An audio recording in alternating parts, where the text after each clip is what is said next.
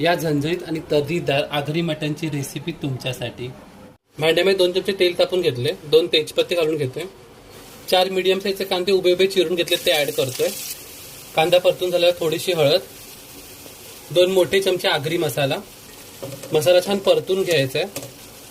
आता यामध्ये भरपूरशी कोथिंबीर, मिरची, 10-12 लसूण पाकळ्या आणि आल्याची पेस्ट करून घेतली ती ऍड करतोय। चवीनुसार मीठ घालून घेऊया।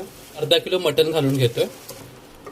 आता मटण मिक्स करून घेतलंय, मीडियम फ्लेम केलेली आहे आणि ताटावर पाणी ठेवून आता मटण शिजवून घ्यायचंय। थोडं मटण शिजलेलं आहे, आता याच्यामध्ये मी बटाटा घालून घेतोय आणि त्याचबरोबर इथे मी एका खोबऱ्याची वाटी भाजून त्याचं ना बारीक वाटून घेतलंय मिक्सरला, ते ऍड करतोय। पाणी ऍड करतोय, परत झाकण ठेवून घेऊया। मटण शिजलेलं आहे, थोडासा आता आपण गरम मसाला घालून घेतोय, कोथिंबीर घालून घेतो। अशा प्रकारे आपलं आगरी मटण बनवून तयार आहे। रेसिपी आवडल्यास लाईक, शेअर, सबस्क्राईब। धन्यवाद।